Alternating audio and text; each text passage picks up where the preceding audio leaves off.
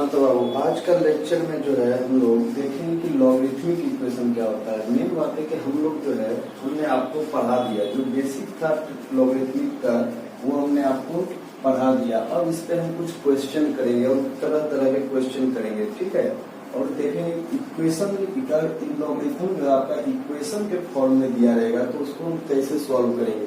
इसका जिस तरह का हम लोग पढ़े हैं, अलग अलग तरह का इसका फॉर्मूला है, आइडेंटिटीज है, उसके हिसाब से क्या करेंगे, इसको हम यूज करके आगे हम बढ़ेंगे, सॉल्व करेंगे, ठीक है।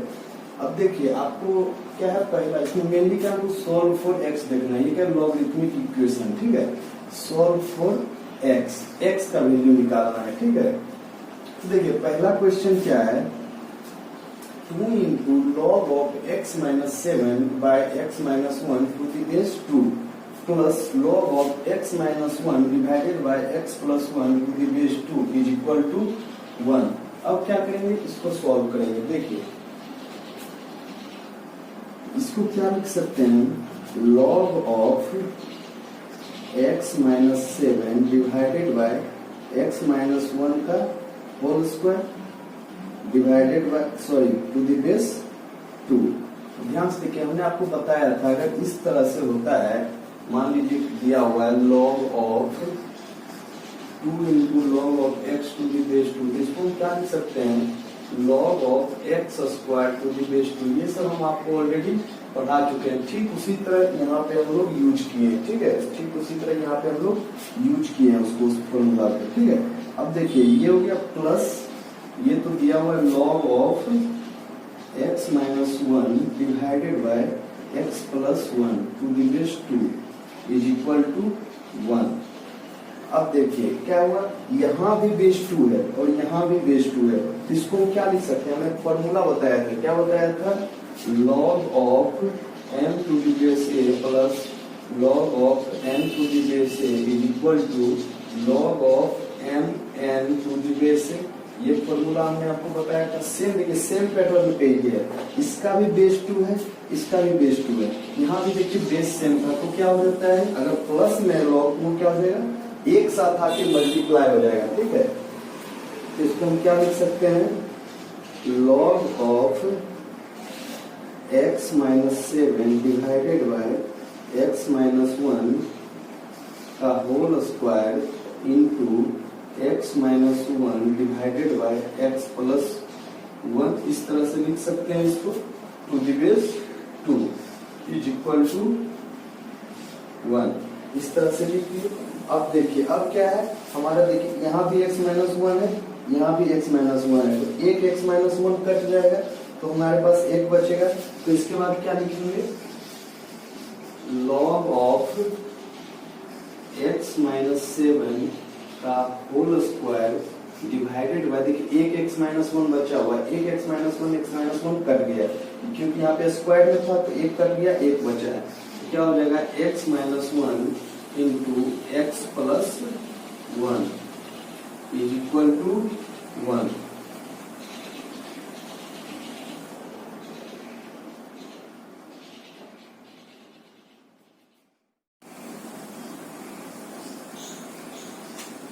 हाँ तो इसके बाद क्या है, देखिए x माइनस 7 लॉग ऑफ, इसको क्या 2 आपका इधर आ जाएगा, ठीक है। तो x माइनस 7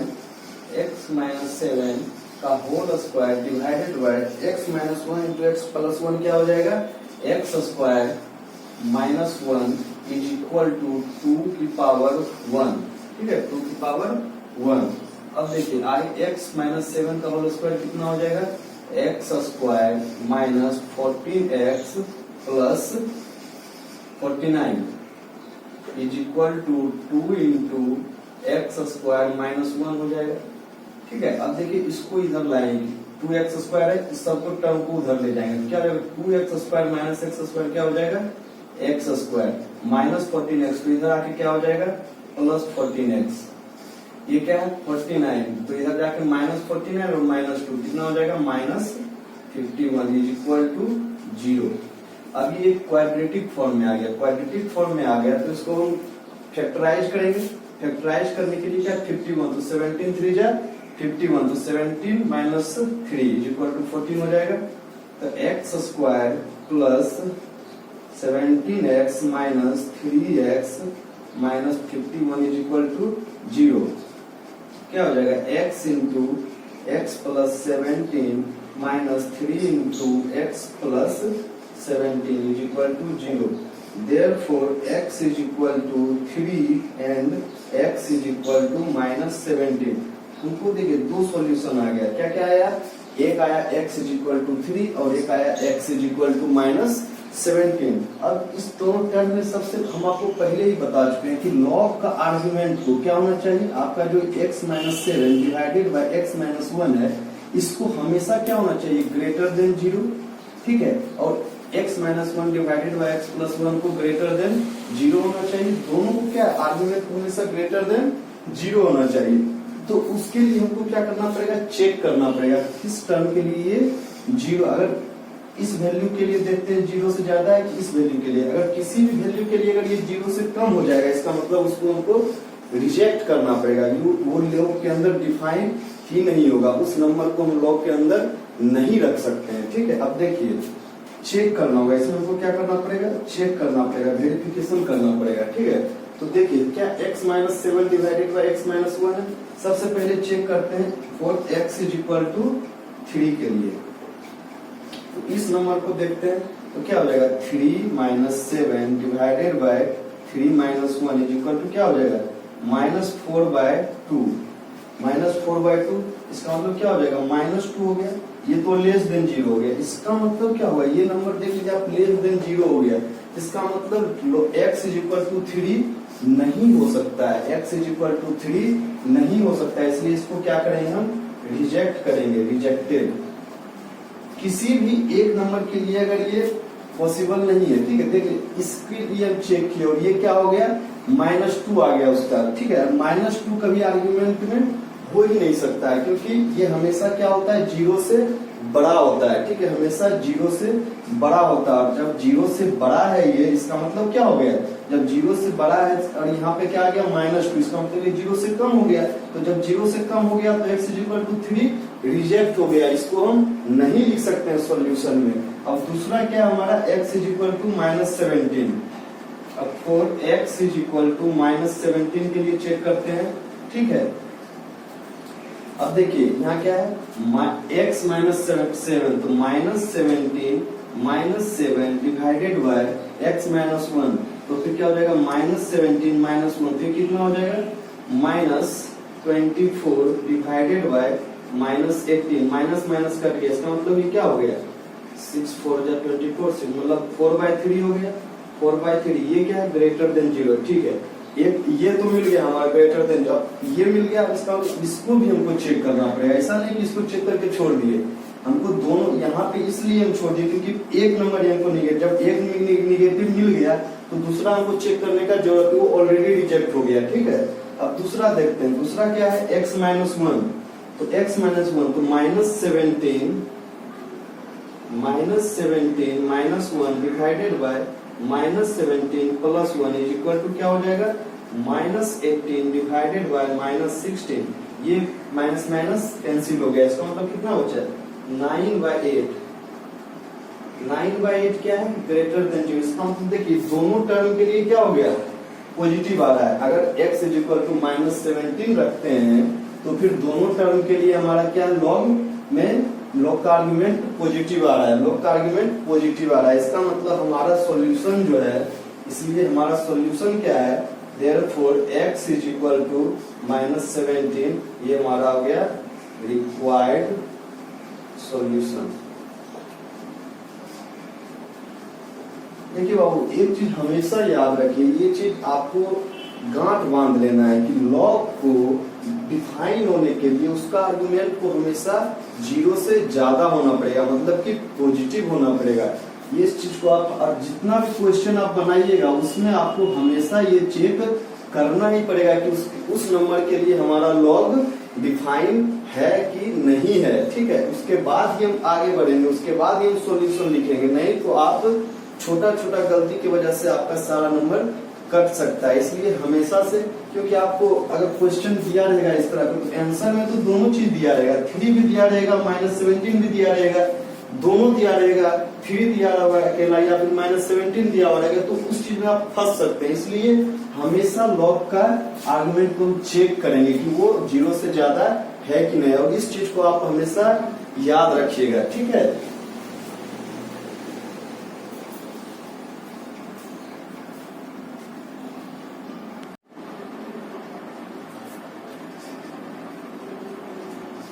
हाँ देखिए अगला क्वेश्चन क्या है हमारा, सॉल्व फॉर एक्स, वही लॉगरिथमिक इक्वेशन का क्वेश्चन है। क्या log of xth root of 5 plus 125 to the base 5 minus log of 6 to the base 5 is equal to 1 plus 1/2x, ठीक है। अब देखिए इस क्वेश्चन को बताने से पहले हम आपको एक चीज एश्योर कर देते हैं, ठीक है। एक चीज आपको हम एश्योर कर देते हैं, वो क्या, 4a any non negative integer, ठीक है। 4a any non negative integer अगर इस तरह से दिया हुआ हो, nth root of a is equal to क्या होगा, a to the power 1/n, ठीक है। अगर इस तरह से दिया हुआ हो, इसका मतलब क्या है, इसका मतलब क्या है कि a एंड n जो है वो ग्रेटर देन क्या होगा, 2, ग्रेटर देन इक्वल टू 2 होगा। क्या 4a any non negative integer, 4a any non negative integer, ठीक है। इस केस में हमको क्या होगा, 4a any non negative integer, ठीक है। ये हमारा क्या है, नॉन निगेटिव इंटीजर है, वो भी क्या है, a और n जो है ग्रेटर देन इक्वल टू 2 है, ठीक है। a और n जो है ग्रेटर देन इक्वल टू 2 है, और a क्या, n क्या है हमारा, बिलोंग्स टू क्या है, नेचुरल नंबर, n क्या है, बिलोंग्स टू नेचुरल नंबर, ठीक है। तो ये चीज हमेशा याद, इस तरह का कहीं भी हमको अगर फॉर्म में दिखे तो इसका मतलब क्या है कि हमारा जो nth रूट होगा, nth रूट जो होगा ये हमेशा क्या होगा, ग्रेटर देन इक्वल टू 2 होगा, और n हमेशा क्या होगा, नेचुरल नंबर से बिलोंग करेगा। n हमेशा क्या होगा, मतलब 2, 3, 4, 5, 6, 7 इस तरह से इन्फिनिटी तक जाएगा, ठीक है। तो ये चीज हमेशा आप याद रखिएगा। इस क्वेश्चन को सॉल्व कीजिए, यहाँ पे आप देख सकते हैं कि एक्सेथ रूट ऑफ 5 है, सेम यही इसी तरह का टाइप दिया हुआ है यहाँ पे, ठीक है। इसीलिए हमको ये चीज जानना बहुत जरूरी है। अब देखिए इसको सॉल्व करते हैं।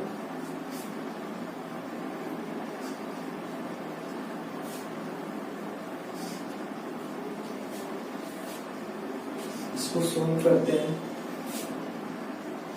log ऑफ 5, इसको क्या लिख सकते हैं, 5 टू द पावर 1/x लिख सकते हैं, कोई doubt.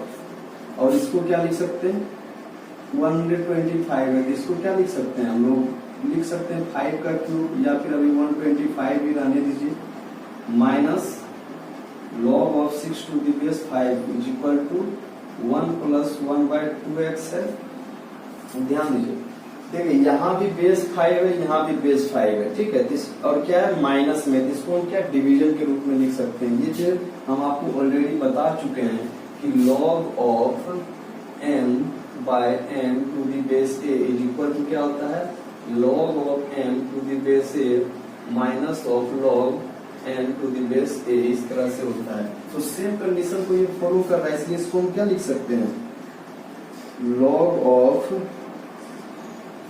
5 to the power 1/x plus 5 का क्यूब डिवाइडेड बाय 6, इस तरह से लिख सकते हैं, is equal to 1 plus 1/2x, ठीक है।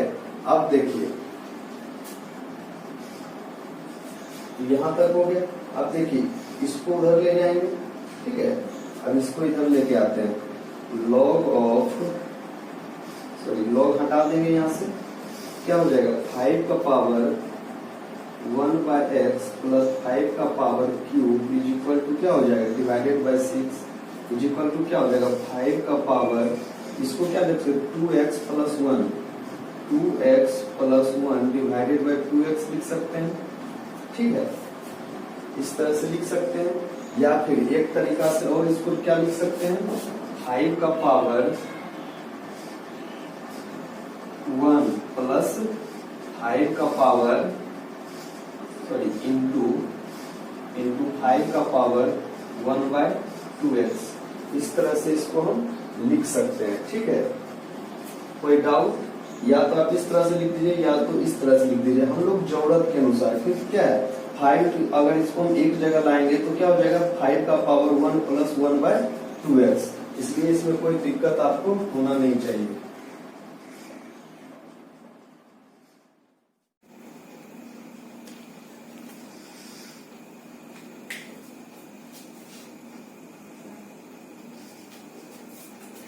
हाँ, देखिए इसके बाद क्या करेंगे, यहाँ पे क्या है 5 to the power 1/x plus 5 divided by 6 is equal to 5 का पावर 1 इंटू 5 का पावर 1/2x। तो अब इसको क्या करेंगे हम, लेट 5 की power 1/2x is equal to y। ठीक है, 5 की power 1/2x is equal to y, तो फिर 5 की power 1/x is equal to क्या हो जाएगा y स्क्वायर। क्यों? तो देखिए इस पे अगर पावर करेंगे, दोनों तरफ अगर स्क्वायर करेंगे तो ये 2 कैंसिल हो जाएगा, इधर का 2 आ जाएगा, क्या हो जाएगा 5 पे power 1/x is equal to y square. ठीक है, अब देखिए यहाँ पे हमको यहाँ तक हो गया। अब आगे हम सॉल्व करते हैं, वैल्यू पुट करते हैं। देखिए क्या है 5 की power 1/x is equal to क्या है y square, y square plus 5 Q को लिख दीजिए 125, क्योंकि 5 क्यू का जरूरत नहीं, इज इक्वल टू यहाँ पे क्या है 5 की पावर 1 मतलब 5 इंटू 5 की पावर 1/2x को क्या माने थे y, यहाँ पे था डिवाइडेड बाय 6, ये क्या हो गया y square plus 125 is equal to 6 into 5 30y। अब देखिए क्वाड्रेटिक फॉर्म में आ गया है, तो क्या हो गया y square minus 30y plus 125 is equal to 0।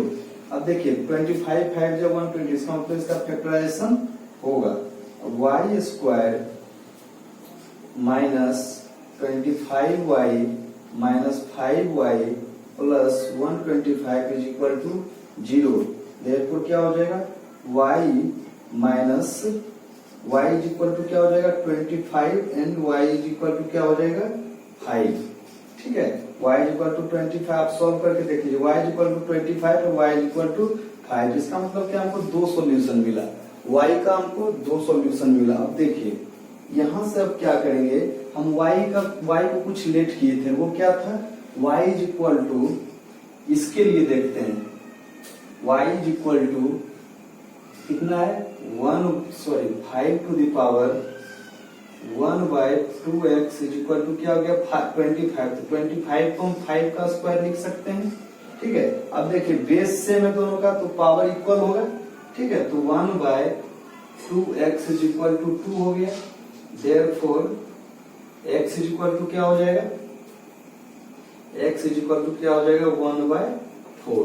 ठीक है, ये तो हो गया इसके लिए। अब इसके लिए देखिए, इसके लिए क्या होगा y 5 का power 1/2x is equal to 5 की पावर 1 है। ठीक है, कुछ नहीं है तो पावर 1 है। अब देखिए क्या हो जाएगा, बेस सेम है, दोनों बेस सेम है, इसका मतलब 1/2x इज इक्वल टू 1। ठीक है, तो इसके बाद क्या हो जाएगा x इज इक्वल टू 1/2। अब देखिए, अब यहां से हमको सोचने का जरूरत पड़ेगा। ठीक है, ध्यान से देखिएगा, ये क्या है हमारा, देखिए x को जो x का जो वैल्यू आता है मेरा, उसको वहां पे x को सेटिस्फाई भी करना चाहिए। ठीक है, अभी भी इस क्वेश्चन को स्टार्ट करने से पहले हमने आपको बताया था कि इस पैटर्न पे अगर कोई भी नंबर, मतलब for any a non negative number, ठीक है, ये क्या है नॉन निगेटिव नंबर है और 2 से बड़ा भी है। ठीक है, तो इसमें क्या होल्ड करेगा कंडीशन कि x क्या है, x को, और इसके लिए x जो है हमेशा ग्रेटर देन इक्वल टू 2 होगा। ठीक है, और x क्या होगा बिलोंग्स टू नेचुरल नंबर, ये कंडीशन होल्ड करेगा। ठीक है, लेकिन अब देखिए यहाँ पे जो हमारा सॉल्यूशन आया वो क्या आया x इज इक्वल टू 1/2, और इसका सॉल्यूशन क्या आया x इज इक्वल टू 1/4। ठीक है, तो इस कंडीशन में क्या होगा, ना ही तो ये नेचुरल नंबर है 1/4 नेचुरल नंबर नहीं है, ठीक है, और 1/2 भी नेचुरल नंबर नहीं है। ना ही तो ये नेचुरल नंबर है और ना ही ये 2 से बड़ा है या 2 के बराबर है। इसलिए ये क्या होगा, ये क्या हो गया आपका x का वो वैल्यू हो ही नहीं सकता है, x का वैल्यू कभी इतना हो ही नहीं सकता है। इसीलिए इसका जो x का वैल्यू होगा वो क्या हो जाएगा, x बिलोंग्स टू 5, मतलब x का कोई वैल्यू नहीं, मतलब x हैज नो सॉल्यूशन, मतलब x का कोई सॉल्यूशन इस क्वेश्चन के लिए है नहीं। वो इस क्वेश्चन के लिए x का कोई सॉल्यूशन हमारे पास नहीं है, क्योंकि x का वैल्यू 1/4 आया और 1/2 आया, और हमारा कंडीशन कहता है कि x को 2 से बड़ा होना चाहिए या 2 के बराबर होना चाहिए और नेचुरल नंबर होना चाहिए। इसलिए हमारा इस क्वेश्चन में x का कोई वैल्यू नहीं है, x बिलोंग्स टू 5। लेकिन एक चीज और आपको ध्यान देना है, अगर इसी क्वेश्चन में, सेम क्वेश्चन में, अगर इसी क्वेश्चन में इस चीज को हटा के अगर 5 टू दी पावर 1/x दे दिया हो, ठीक है, अगर इस क्वेश्चन में इस तरह से दे दे, अगर इस क्वेश्चन में आपको एक्सेथ रूट ऑफ 5 के जगह पे 5 टू दी पावर 1/x लिख दे, तो फिर ये सॉल्यूशन सही है, क्योंकि इस x के लिए क्या है, यहाँ पे कुछ भी हो सकता है, कि पावर में कुछ भी हो सकता है, यहाँ हम कुछ भी लिख सकते हैं, ठीक है। इसलिए इस केस में हमारा जो ये सॉल्यूशन आया 1/4 और 1/2, ये ऑलवेज ट्रू होगा, ये क्या होगा, ऑलवेज ट्रू होगा। लेकिन अगर एक्सेथ रूट में चला जाएगा, अगर यही क्या है हमारा, अगर इस तरह से हो जाएगा, इसका मतलब क्या है, हमारा सॉल्यूशन में वो नहीं है, ठीक है, हमारा सॉल्यूशन में वो नहीं है। बस यही सब चीज, छोटा छोटा चीज आपको ध्यान रखना है, क्योंकि आईआईटी जो है बेसिकली आपको बहुत ज्यादा, आपको हर एक क्वेश्चन में उसका बेसिक से ज्यादा पूछा जाता है, ठीक है, क्योंकि आप उसको देखता है कि आपका थिंकिंग एबिलिटी कितना ज्यादा है, आप सोच कितना सकते हैं, आप मतलब एक एक चीज बारीकी से देखते हैं या नहीं। अब देखिए छोटा छोटा चीज अगर आप याद नहीं रखिएगा, छोटा छोटा चीज अगर आप याद नहीं रखिएगा तो आपका क्वेश्चन में मिस्टेक होगा, और उस मिस्टेक की वजह से आपका सारा मेहनत बर्बाद हो जाएगा। अब इसी क्वेश्चन में क्या था, अगर आपको उसका कंडीशन पता नहीं होता तो आप ये आंसर देखकर चले आते, और आपका ऑप्शन में ये आंसर होता, ऑप्शन में ये आंसर जरूर होता, होना ही था। लेकिन अगर आपको वो छोटा छोटा चीज, बेसिक बात अगर आपको याद रहेगा तो आप इस तरह का गलती नहीं कीजिएगा, और आपका क्वेश्चन आप सही बना के आइएगा, ठीक है। इसलिए छोटा छोटा चीज को हमेशा याद रखिए। आईआईटी जेईई के लिए आपको यही सब चीज ज्यादा इम्पोर्टेंट है, बेसिक बात पे वो लोग ज्यादा फोकस करते हैं। जितना ज्यादा बेसिक नॉलेज रहेगा आपको, आप उतना ज्यादा क्वेश्चन को टैकल करने का कैपेबिलिटी आप में आएगा ज्यादा, ठीक है। इसलिए ये चीज आप ध्यान रखिएगा। इस क्वेश्चन के लिए अगर वहां पे हम एक्सेथ रूट ऑफ 5 की जगह पे 5 टू दी पावर 1/x लिख दें तो आपका ये सॉल्यूशन सही है, ये दोनों आंसर आपका सही है। लेकिन अगर एक्सेथ रूट ऑफ 5 रहेगा तो आपका वो सॉल्यूशन नहीं होगा, x बिलोंग्स टू 5 हो जाएगा, ठीक है, याद रखिएगा।